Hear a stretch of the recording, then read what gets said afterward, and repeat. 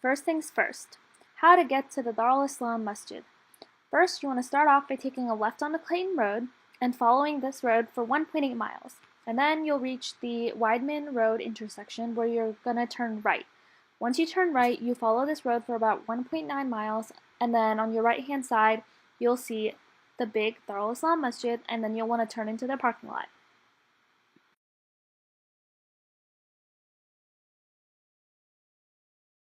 Islamic Foundation of Greater St. Louis is a non-profit organization that first built this mosque. They were established in 1974, before this mosque was ever built. The land which is now today the Darul Islam Mosque used to be a farmhouse. The farmhouse was sold, which was 5 acres of land, for $270,000 in 1987. These next few images are images from 1992 when they first started building the mosque. These images were specifically from later on when they had gotten the complete foundation down and when they really started getting into the interior parts of the foundation.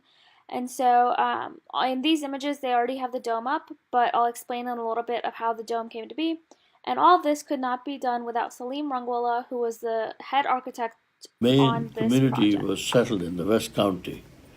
So we started looking around here in the West County, and we came across a plot of land which is about just over 4 acres on White Mill Road.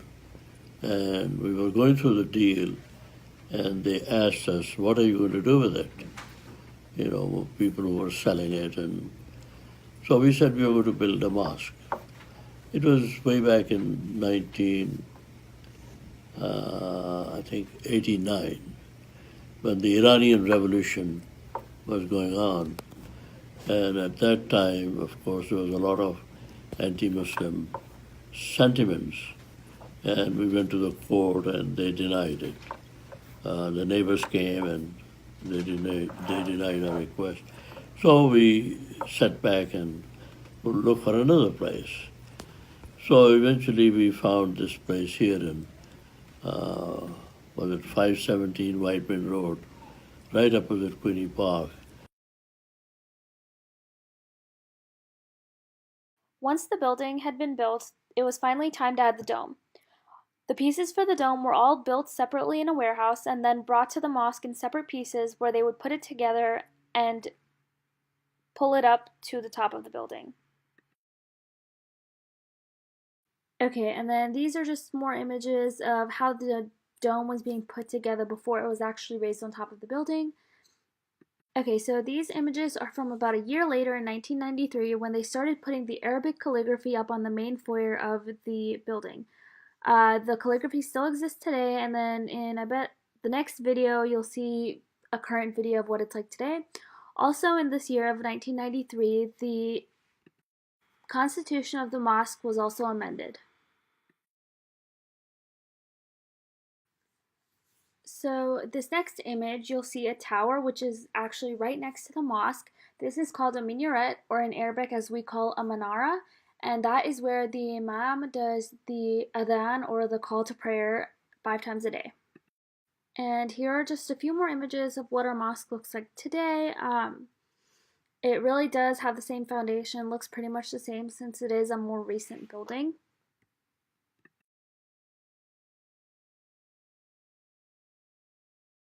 When you first walk into the main lobby, on the left-hand side is an entire section with pamphlets and any information you might need about the mosque, Muslims in general, and anything of that sort. And then you see the balcony that has the calligraphy, and that's the balcony that is for the women's prayer area. And then we have a few offices and then the chandelier. So the men's area at this mosque accommodates 1,000 people. Upon entering, you must remove your shoes because it's fully carpeted and it's kind of just out of respect. Again, 1,000 people, and you'll see up top that there's a little balcony, and that balcony is from the women's section. And then when you look up, there's a beautiful chandelier and all these murals of Arabic calligraphy, which is where the dome is. And then this little area is the imam's praying box where he leads the prayer. So the women's section was completed in 1994. However, it did get renovated and expanded in 2012, and they completely expanded the backside. So This is the balcony that sees off into the men's section because women essentially follow the men in prayer. And it also has a smaller version of the same chandelier. Um, the chairs you'll see are for elderly women who are not able to pray by themselves and they need a chair for assistance. And it's pretty much the same as the men's section, just smaller. This next part you'll see, especially with the chandelier, was all built after 2012 when the women's section was completely expanded and renovated. So this next hall is called the Tafsir Hall, and it's basically used for meetings and lectures, and so there's a lot of seatings, and then there's a stage as well. When building the mosque, they had three different phases. Phase 1 consisted of the main building along with this cafeteria. So the cafeteria was a part of the original plans because the original founders had a site of making a school, so they needed a cafeteria as well. So this holds a bunch of dinners during Ramadan. It's a school lunch area room, and it also has a full industrial-sized kitchen for obviously making meals, and it gets used almost on a daily basis.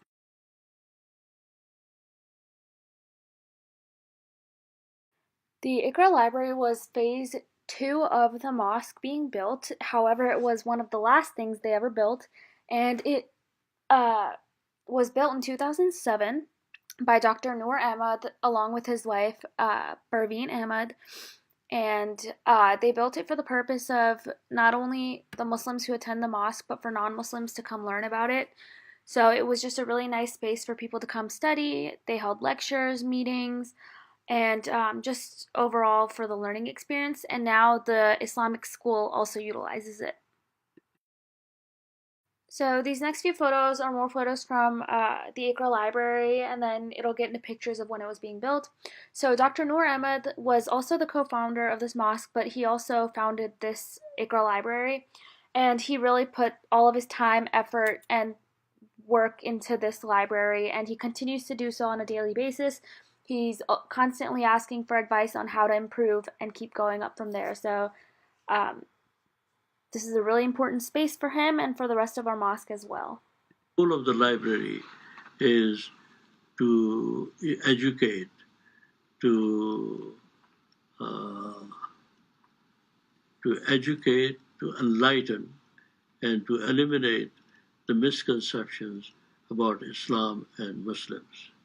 And because of it is a misconception that people have developed over the years because of the media exposures and Islamophobia. We want to promote the understanding and the education of Islam. And once they understand it, they get enlightened. They get a wow feeling that I didn't realize that Islam meant this way. So to promote that, we opened the doors to a lot of churches, the schools, the colleges. They all have come through and enjoyed the visit to the library. And the library itself has regular meetings of Islamic teaching.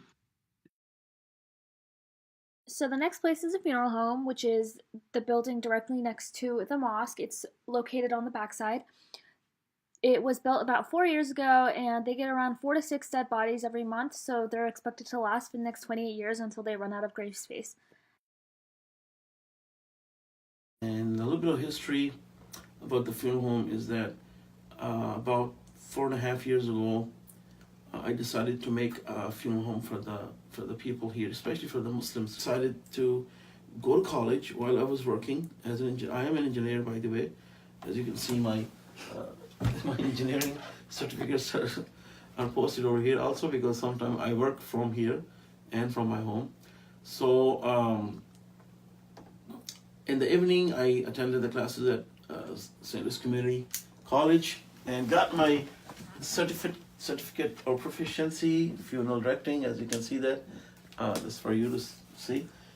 And then after that, I told the board of directors in my mosque that, you know what, I have the plan to make a funeral home. In the beginning, I had some opposition to that because People thought there's going to be hundreds of dead bodies coming in every month, and people were a little bit opposed to that. And second, opposition was because of the land. They did not have a lot of land. History-wise, we are the first, thank God, the licensed funeral home in the entire state of Missouri. I think they're working on another one now in Kansas City, but here in St. Louis, this is the first one in the entire state of Missouri.